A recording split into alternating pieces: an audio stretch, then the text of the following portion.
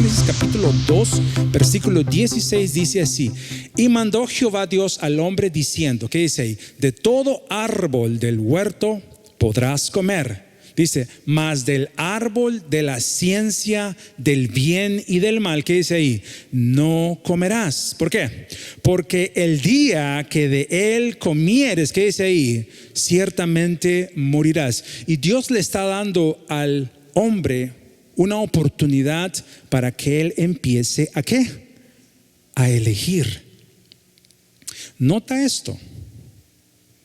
Ahora, si tú tienes hijos, tú probablemente entiendes un poquito de esto, o a lo mejor no. ¿Cuántos saben que cuando uno tiene hijos y están chiquitos, tú realmente no les dejas decidir nada? ¿Verdad que sí? ¿O solamente me pasa a mí? Hay muchos que dicen, ay chispas, mi hijo tiene 2 años y manda en la casa. Me hace decidir a mí. No, ¿cuántos entienden? Cuando son chiquitos, usualmente uno decide por ellos, ¿o no? ¿Por qué? Porque están chiquitos, no saben mucho, no saben casi nada. ¿Verdad que sí? ¿O tengo que hablarles cómo criar a hijos? No, la verdad es así. Cuando uno está chiquito, niñito, no tiene la mente desarrollada como para ponerse a decidir cosas. En esa edad están para ser criados. Todo lo que tú les dices, le ordenas, coordinas, pones, estableces, el niño, la niña pequeño va a moldarse a eso. Eso va a ser parte de su estructura. Por ejemplo, si las mamás van a entender eso, cuando los niños nacen, lo primero que se quiere lograr, y eso puede pasar en diferentes tiempos, es, ¿verdad? Que es establecer una rutina de cuándo dormir, cuándo despertarse, cuándo comer. ¿Sí o no?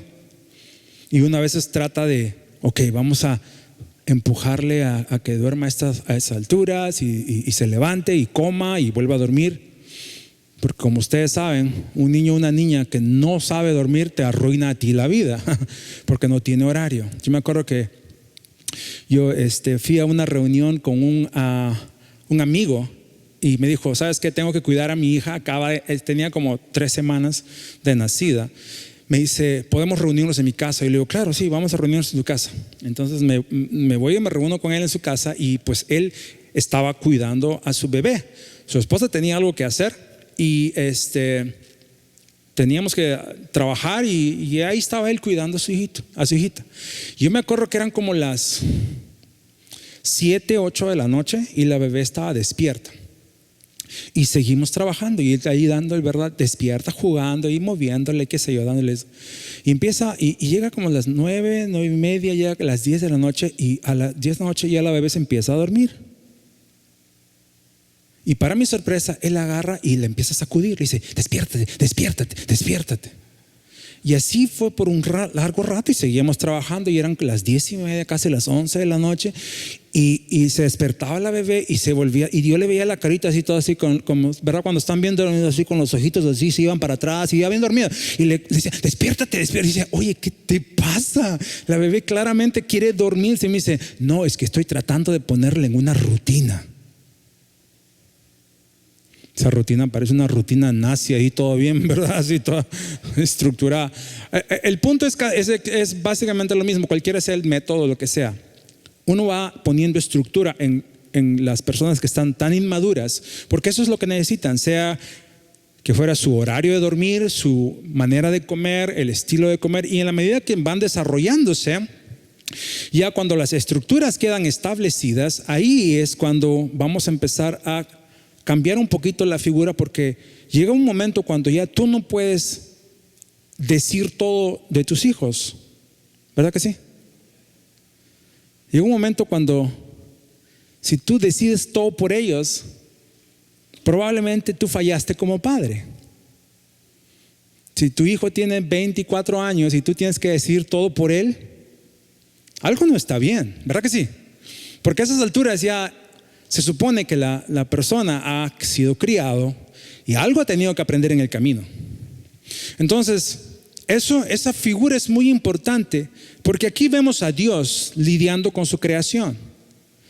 Y el Señor le pone preceptos al hombre y le dice, mira, esto es lo que quiero que hagas, esto es lo que quiero que ¿verdad? Esto es para ti, esto es lo que yo espero de ti. Pero luego dice, aquí hay dos posibilidades. Aquí tienes esto que te es permitido hacer y aquí tienes algo que no quiero que toques, porque si tú tocas esto, te alimentas de esto, tú vas a terminar muriéndote. Entonces ahora el hombre tiene que forzosamente enfrentarse a esta idea de mi creador me ha dado todo lo que tengo, ha puesto todo esto para mí, pero ahora yo tengo que aprender a decidir. Yo tengo que decidir ahora entre lo que es bueno para mí y lo que mi creador me dice que es malo para mí. Y aquí tenemos que darnos cuenta que esto es un proceso que uno va a vivirlo en esta vida. Todos nosotros vamos a vivir eso, porque Dios, cuando viene a nuestras vidas, no solamente Él quiere guiarnos y de pronto obrar en nosotros, pero llega un momento cuando el Señor te dice, aquí está todas las diferentes alternativas, escoge lo que quieres hacer, escoge en base a lo que yo ya hice en ti. Tienes todos los caminos, ¿cuál es el mejor camino? Sabiendo que yo espero lo mejor de ti, que yo tengo planes para ti, ¿cuál es el mejor camino? Y muchas veces, lamentablemente, mucha gente no puede decidir bien, porque están acostumbrados a que de alguna manera u otra en su relación con Dios, Dios les obligue a hacer el bien. Y cuando el Señor dice, pero es tiempo que crezcas, ahora utiliza lo que ya he obrado en ti. Ahora ya hay un dilema. Porque si no ha aprendido uno a madurar, entonces hay muchas cosas que te pueden mover. Y cuando vas a la historia del hombre de Adán y Eva, hay muchas razones por las que ellos desobedecieron a Dios. Una de esas fue la mentira, la tentación del enemigo. Digamos que ellos no querían desobedecer a Dios, ellos no querían hacer lo contrario de Dios, pero igual no fueron hábiles de poder decidir en favor a lo que Dios tenía para ellos. Y eso es una lección muy importante, porque eso me dice, en esa determinada situación no había sabiduría obrando en sus vidas. Podían haber sido bendecidos, podían haber tenido las cosas claras, pero llega el momento cuando uno tiene que empezar a moverse y ya todavía la sabiduría no hay en ellos. Por eso hablar de sabiduría es una cosa, vivir en sabiduría es otra cosa. Y vivir en sabiduría tiene que ver directamente con qué estamos permitiendo que Dios obre en nosotros. ¿Me van entendiendo? ¿Me siguen la onda en esta noche? No vayas a creer que porque vienes cada domingo, porque oras o porque lees tu Biblia, que tú tienes de alguna manera una cubierta, una protección especial que te va a impedir a ti ser necio y no ser sabio.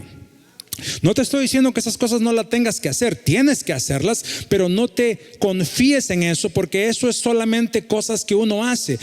Estamos hablando del poder de la palabra obrando en nosotros. Es ahí cuando uno empieza a entender cordura, dice el salmista. Dice, enséñame cordura, dice al Señor, por medio de tus caminos. Si el creyente no analiza a ese nivel, entonces hay mucho que puede pasar que no es bueno para nosotros.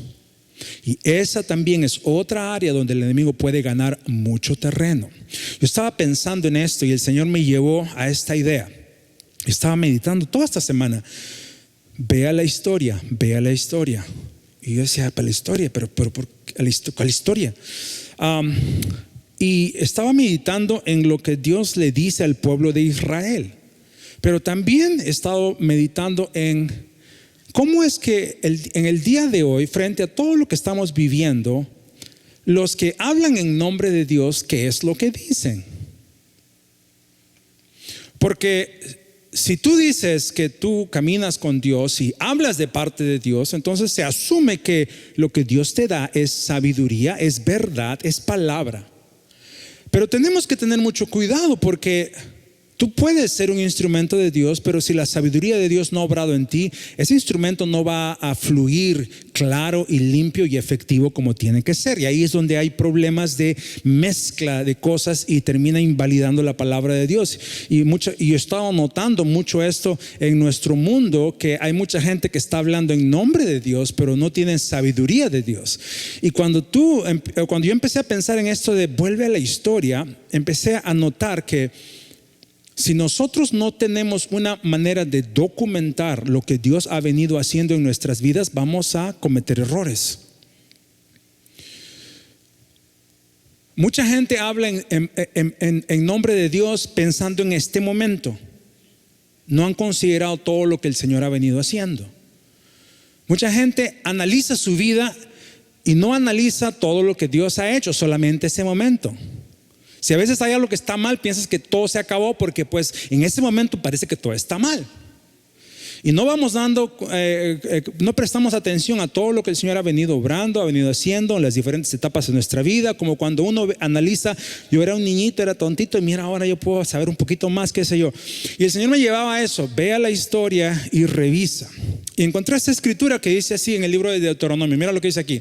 Por tanto dice, guárdate y guarda tu alma con diligencia, para que no te olvides de las cosas que tus ojos han visto, ni se aparten de tu corazón todos los días de tu vida. Antes bien, ¿qué dice ahí? Las enseñarás a tus hijos, ¿y qué más? Y a los hijos de tus hijos. Esta es una escritura que Moisés le dice al pueblo de Israel. El libro de Deuteronomio es un libro de resumen. Es un libro de resumen de toda la historia del pueblo de Israel desde que sale de Egipto hasta antes de entrar a la tierra prometida. Es un recuento. Hay toda una relación de relatos, de leyes, de cosas que se establecen, de cosas que tienen que recordar. Y una de las cosas que Dios le dice al pueblo de Israel es: recuérdate todo lo que has visto en el camino. Ahora, y también pensé en esto, porque a veces decimos, y yo lo he dicho, no mires al pasado, ¿verdad? Mira al futuro. Ya no estás en el pasado, ahora estás yendo adelante. Ya no eres el que antes eras, ahora estás yendo adelante. Eso tiene que ver con saber identificar qué Dios ya ha hecho en nosotros. Pero es bien diferente darte cuenta de qué es realmente lo que Dios ha hecho cuando empiezas a analizar la historia. Y lo que Dios le dice al pueblo de Israel es, le dice, no te olvides lo que pasó, no te olvides lo que viste. Porque lo que había pasado en el camino es, ellos aprendieron muchas lecciones bien dolorosas. Ellos cometieron muchos errores y Dios tuvo que enseñarles lecciones muy dolorosas, lecciones muy importantes para ellos. Y en el camino ellos aprendieron a obedecer a Dios. En el modo como ellos aprendieron a obedecer a Dios es con mano dura. Hay una historia donde ellos pecan contra Dios y Dios mata más de 15,000 personas en una sola mañana. ¿Te imaginas esa manera de aprender a temer a Dios? Luego desobedecen a Dios, se van a la guerra y como no andaban con Dios, Dios deja que los maten. Luego cuando no obedecen la palabra de Dios, Dios hace que se enfermen porque comieron carne ahí toda media malograda y se vomitan y les salen gusanos. Una cosa así, si tú lees tu Biblia, es impresionante cómo Dios trata con su pueblo y les educa y les enseña y los cría. Bueno, estamos en el libro de Deuteronomio y Dios le dice, guárdate y acuérdate, no se te olvide las lecciones que aprendiste. Eso me dice a mí que cada momento que vivimos con Dios es valioso y es importante. No estamos viendo de la condición que tenían en el pasado, estamos viendo lo que Dios había obrado en medio de todos esos diferentes problemas y errores. ¿Me van entendiendo? Entonces, cuando nosotros no somos fundamentales de poder reconocer que en esta situación en mi vida, tal vez yo no era todo lo que Dios quería, pero aprendí a conocer al Señor de una manera. En este punto en mi vida yo aprendí a conocerlo en esta otra manera. En este punto yo dejé mentalidades y cambié a ser diferente persona. Si no nos damos cuenta que de eso, lo que va a pasar es no vamos a ser conscientes de las cosas que Dios nos ha querido enseñar. y podemos volver a cometer los mismos errores. Y eso es lo que pasa con nuestro mundo. Por eso es que nuestro mundo no tiene sabiduría, porque la sabiduría, como dice el apóstol, es una sabiduría carnal y demoníaca. Es una sabiduría emocional. Es una cosa que solamente tiene como careta de sabiduría, pero no tiene fundamento de atrás. Y por eso dice que tenemos que pedir sabiduría de lo alto. Porque en el mundo de hoy muchas cosas se repiten. Yo me sorprendo cómo es que en la Biblia había gran cantidad de pecado y de iniquidad. Hay mucha gente que el día de hoy se sorprende por las grandes cosas que pasan, pero si tú ves toda la historia, la vida de la humanidad ha estado lleno de esto. Y cada vez que ha habido un grave levantamiento del ser humano y de su maldad y su pecado y su iniquidad, Dios siempre ha intervenido y ha juzgado y ha traído orden, y cosas han caído, otras cosas han sido fortalecidas, tiempos han cambiado. Dios trae poda, Dios trae siembra, Dios trae siega, y Dios sigue obrando a través de las edades. Y por eso la palabra de Dios puede seguir siendo relevante a través del tiempo. Aunque esa Biblia que tú y yo leemos fue escrita en un tiempo que no tiene casi nada que ver con nuestro tiempo, aún así la palabra de Dios sigue siendo relevante para este tiempo, porque Dios es quien conoce cómo el hombre se ha desenvuelto. Entonces, si yo me paro a hablar de parte de Dios, yo no puedo solamente ver este momento. Yo tengo que ver todo lo que Dios ha hecho. Yo tengo que entender que es cierto, oscuridad va a llenar la tierra, dice la Biblia, pero los hijos de Dios van a levantarse y van a brillar en medio de eso. No va a ser la primera ni la última vez que vamos a ver eso. Va a pasar en el futuro probablemente, pero Dios siempre va a tenerla delante. ¿Me van siguiendo? ¿Cuánto me están siguiendo? Tenemos que saber analizar las cosas de esa manera. Y dice ahí, no solamente se queda con nosotros, eso también hay que enseñarles a nuestros hijos. No hay nada más triste que alguien aprenda una mala lección y luego enseñe a sus hijos esa mala lección. Y eso no estoy hablando solamente en las cuestiones espirituales o cuestiones de iglesia. Hay mentalidades que se traspasan de generación a generación. Hay mentalidades que se traspasan de pueblo a pueblo. Hay mentalidades que se traspasan de idiosincrasia tras idiosincrasia, que no solamente son ciudades, pueblos, familias, sino hablo de cantidad de gente a cantidad de gente. Yo me acuerdo en el año, bastante atrás, ¿qué habrá sido? Pues en el año 1983, hace poquito, ¿no?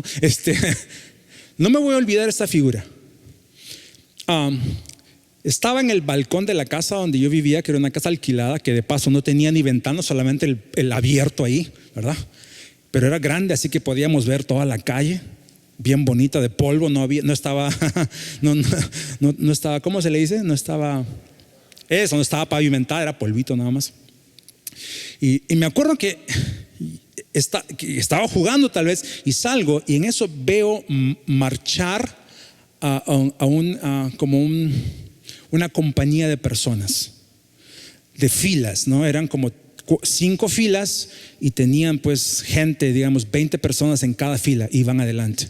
Y cada uno de ellos, el que iba adelante, iba con una bandera roja. Y iban caminando. 1982 más o menos, 82, 83. Y me acuerdo bien clarito lo que decían, porque nunca me voy a olvidar. Era la primera vez que yo oía eso. Y decían: guerra contra el antiimperialismo americano. Viva la lucha armada de Mao. Era la primera vez que yo oí eso, esas palabras. Y rápidamente empecé a darme cuenta quiénes eran, porque ya para ese entonces en la ciudad de Lima se oía de un grupo político bien fuerte que se estaba levantando a las afueras del país, entrando y cercando y llegando a la capital. Y era un grupo bastante subversivo y con tácticas muy serias, y todavía no se le definía como grupo terrorista, pero era un grupo con ideas bastante comunistas. Bueno, Cuando yo vi eso, ahí como que até cabos, pero era la primera vez que yo oía esas palabras y me dijo mucho lo que oí, porque yo no sabía de historia, no sabía ni qué era antiimperialismo, ni sabía que era americano, no sabía nada, porque yo en Tangamandapio de ahí no salí nunca jamás, ¿verdad? Entonces yo estaba ahí, lo único que yo sabía era el Chavo del Ocho, a esa edad. Pero lo que me di cuenta era esto: esta gente tiene una idea contra algo que no les gusta y quieren algo más.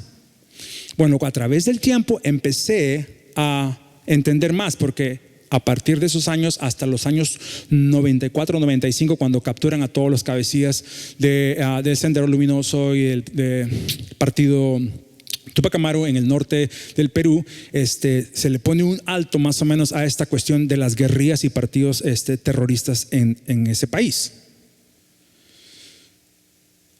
En todos esos años, mucha gente abrazó una idea, abrazó unas frases así.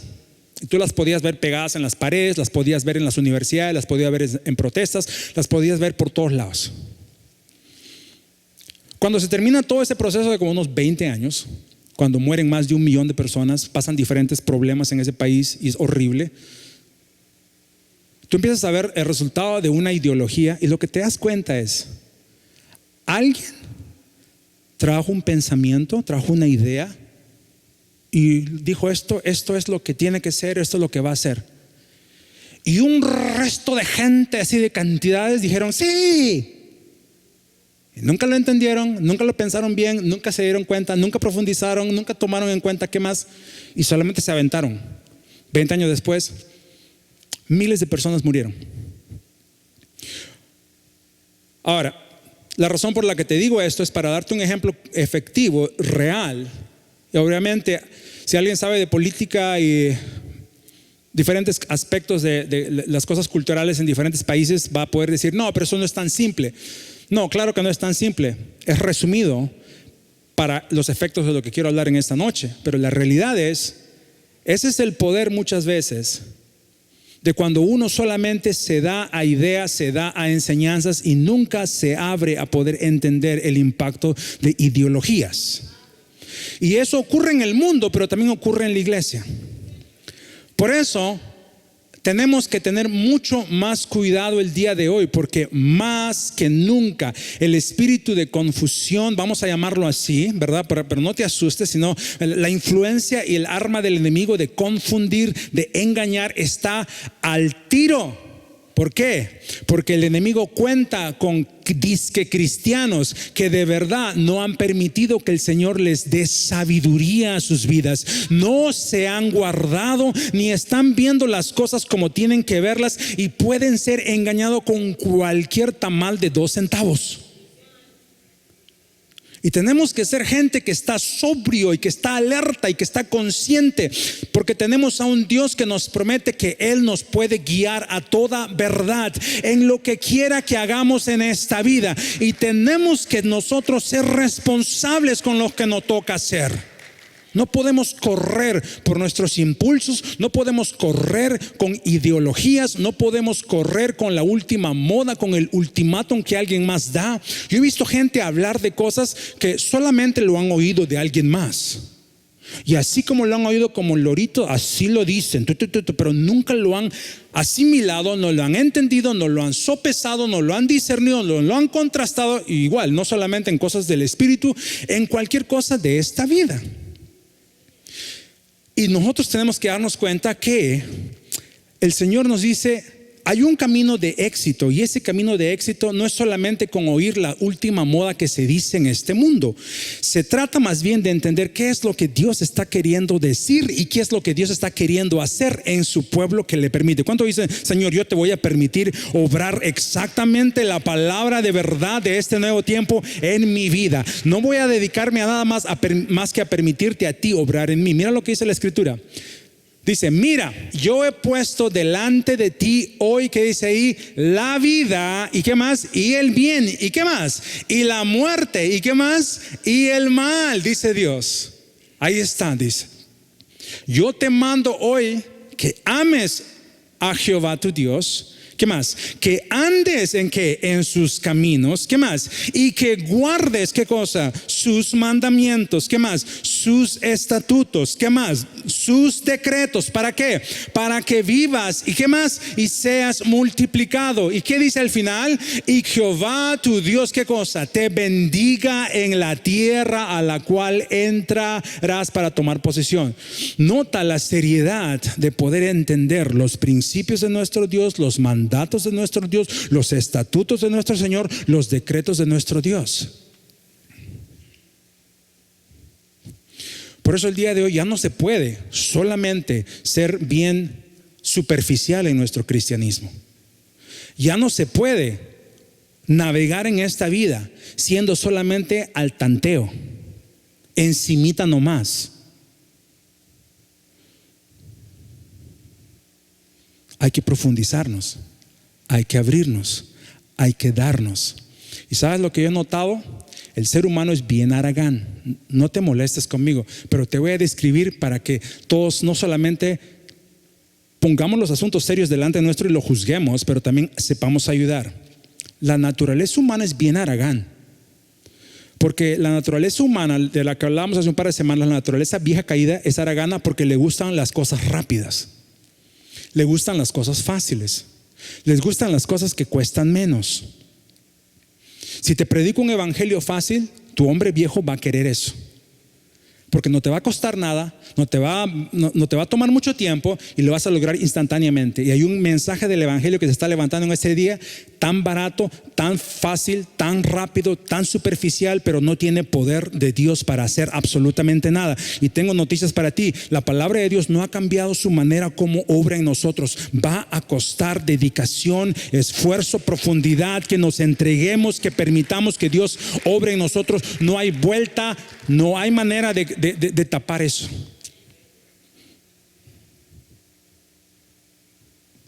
Entonces, ¿qué le gusta a la naturaleza? Que todo te lo den, que todo te lo expliquen. Ahora, tú siempre me vas a tener a mí aquí dispuesto a servir a Dios, a predicar, a compartir. Si alguna vez tienes preguntas, como muchas veces tienen, o observaciones o comentarios, yo siempre voy a estar dispuesto a hacer eso. No lo digo por eso, así que no lo tomes a mal.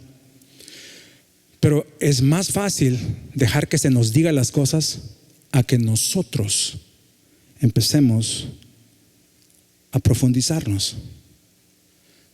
Es más fácil oír algo y decir, oh, eso está bien, a que nosotros vayamos en oración y en dedicación y busquemos a Dios y leamos nuestra Biblia y escudriñemos su palabra y comparemos y entendamos y revisemos y volvamos a repetir y memoricemos y usemos lo que Dios nos ha dado. Mira, en estos últimos años yo me he dado cuenta que a más conoces a Dios, más responsabilidad tienes que tener con lo que Dios te ha enseñado, porque no está ahí por las puras. Porque ahora tú sabes que no es tan simple, no es tan fácil, no es tan superficial. Dios se ha tomado el tiempo para hacer una obra hermosa y perfecta en cada uno de los que le ha dicho, Señor, obra en mí. Y el Señor te va a bendecir con todas las lecciones, con todas las oportunidades, con todas las bendiciones, con todos los testimonios, con todos los aspectos, para que tú llegue el momento y dices, Señor, aprendí tus caminos, aprendí a conocerte, me has dado tanto, Señor, yo entiendo más de ti, por lo tanto no soy tonto, no soy burro, no soy necio, porque has hecho una obra en mí. No soy fácilmente movible. Y eso está demandando el Señor en este tiempo. Por eso dice, ¿cuál es el camino del éxito? El único camino del éxito en esta vida es amar los caminos de Dios. Diga conmigo, el camino del éxito es amar los caminos de Dios. No le creas a nadie que venga donde sea que te venga, ni yo mismo, que te diga que hay otra fórmula para el éxito que no tiene nada que ver con los caminos de Dios. Eso es mentira, eso es falso, eso no proviene de Dios. Si no rendimos nuestra vida al Señor así completamente, olvidémonos de éxito. Pero ¿qué se hace el día de hoy? ¿Quieres éxito? Y lo que hacemos es usamos a Dios para nuestro éxito. Tenemos que volver al orden de cómo las cosas son. Éxito es el resultado de caminar con Dios. Éxito es solamente el resultado de tú ser obediente a la palabra de Dios. Éxito viene a tu vida cuando tú renuncias a lo que tu yo quiere y le dices sí a lo que Dios quiere. No andes llorando ahí, quejándote amargado cuando no te da la gana de obedecer a Dios. Ríndete a Dios y vas a ver cómo Él va a traer el éxito a tu vida. Amén. ¿Cuántos dicen amén? ¿Cuántos le alaban al Señor en esta noche?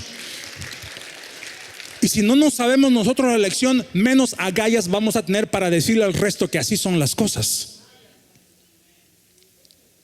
Y muchos van a ser eliminados porque les tiemblan las piernitas cuando hay que decir la verdad. Mira, la razón por la que las cosas están así es porque Dios no es parte de esta ecuación. Pero tú y yo estamos siendo formados por un Dios que más y más ha puesto en nosotros. Él es la respuesta, Él es la vida, Él es la razón, Él es todo para nosotros. Y con Él tenemos un futuro glorioso. Con Él las cosas pueden verse mejor. Con Él podemos ver el amanecer de un nuevo día. ¿Verdad que sí? Alábale al Señor, aleluya, muy bien. Dice la Escritura: aún tengo muchas cosas que deciros, pero ahora no las podéis sobrellevar. En otras palabras, ustedes están demasiado frágiles para entender esto, dice el Señor. Muy bien. Pero, versículo 13, y cuando venga, ¿qué? El Espíritu de ¿qué? De verdad. Diga conmigo, el Espíritu de verdad. Paramos aquí un momentito. Se le llama el Espíritu de verdad, se le llama el Consolador, se le llama el Espíritu de Dios. Y mucha gente no lo entiende bien porque cree que el Espíritu de Dios es alguien más. Y aquí no voy a entrar al tema de la Trinidad porque no es para esto. Pero decimos, es que el Espíritu y luego está Dios y luego está el otro y son... el Espíritu de Dios es la profundidad de Dios. ¿Sí? Dios, su espíritu profundo, así nos hizo. Somos seres humanos, tenemos espíritu en nosotros que dice que nos entiende a nosotros, así como el Espíritu de Dios entiende a Dios. Es de Él, es Él mismo. Y Jesucristo, el verbo que sale de Dios, su palabra hecha vida, es Él mismo. Solamente que la manifestación es diferente. Por eso Jesús puede decir, cuando venga el Espíritu de Dios, pero tenemos que entender, tiene que ver con el hecho de que es Dios mismo. Pero ¿qué es lo que pasa? Aquí es donde sale el error. Mucha gente habla del Espíritu de Dios como alguien diferente, alguien más. Y por eso no tienen problemas con meterse en el Espíritu y olvidarse de la palabra de Dios. Son expertos en andar en el Espíritu, y ese es el Espíritu de su mente, no el Espíritu de Dios. Porque nos dice aquí claramente que ese Espíritu de verdad, dice... Él los va a guiar ¿a qué? A toda la verdad. Dice, ¿por qué? Porque, lea conmigo. Dice, porque no hablará, ¿por qué? Por su propia cuenta, sino que el Espíritu va a hablar, ¿qué cosa? Lo que eres. ¿Te has preguntado si eres smart? ¿Y cuándo oye el Espíritu? Te lo explico así como para kinder. Mira, el Espíritu de Dios entiende lo de Dios, ¿sí?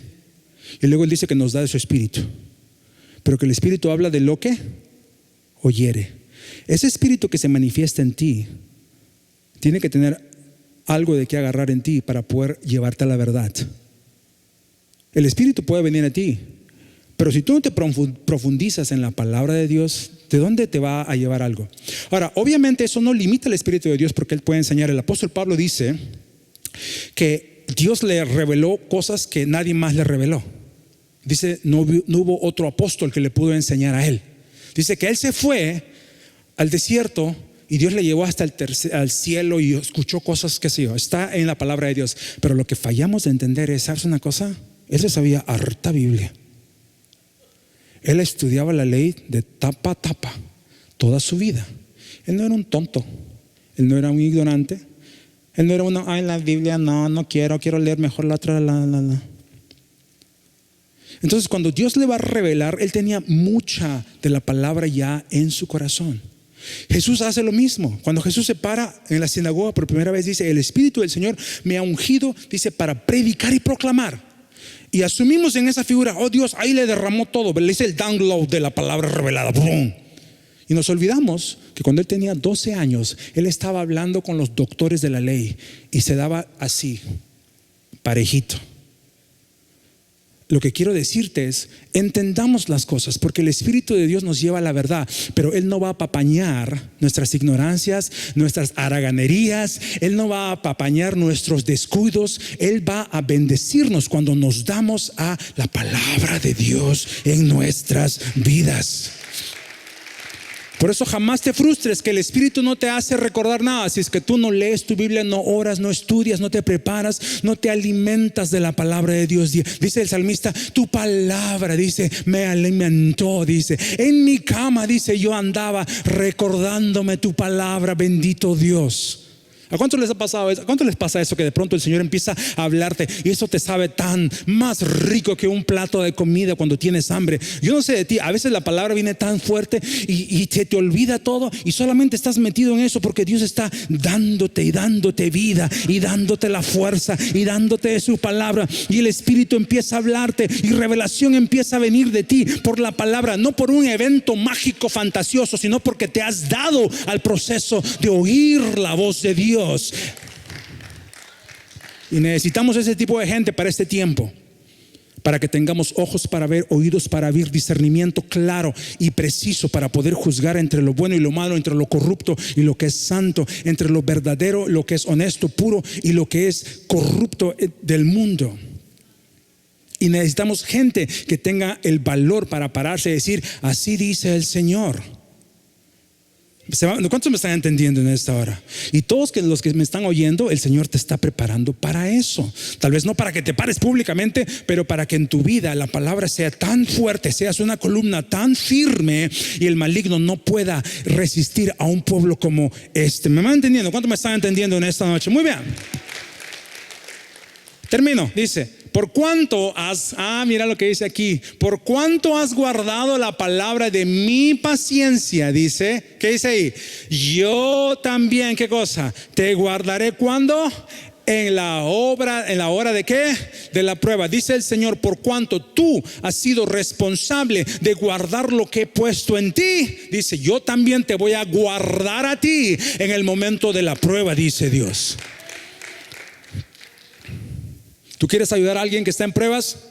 Que se pare en la palabra, que se dé a la palabra, porque manita suave, acariciaditas no sirven. Lo que nos mantiene firme es la bendita palabra de Dios. Lo único que permanece para siempre es cuando estamos fundados. Todo lo demás se cae. En esta vida yo me he sorprendido vez tras vez cómo es que el hombre cae, las modas caen, lo que la gente dice cae, las estructuras se desvanecen, y lo único que permanece para siempre es la bendita palabra de nuestro Dios. Y no te sorprendas que la gente se va a levantar diciendo, la palabra de Dios no sirve. Eso tampoco nos sorprende. La Biblia dice que eso va a pasar, pero eso no le quita que la bendita palabra de Dios es lo único inamovible en el universo. He aquí, dice, yo vengo pronto, retén lo que tienes. Quiero que usted lea esto conmigo. He aquí, léalo fuerte, yo vengo pronto, dice el Señor. ¿Qué dice ahí? Retén lo que tienes. Ahora mucha gente dice cuando escucha, yo vengo pronto, sí Señor, ya dame las alas para irme de aquí, Señor. Otro día te hablo de ese tema.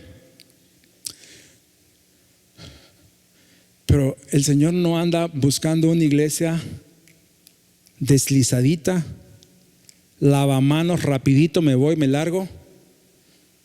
Dios no hace una obra poderosa solamente para see you later.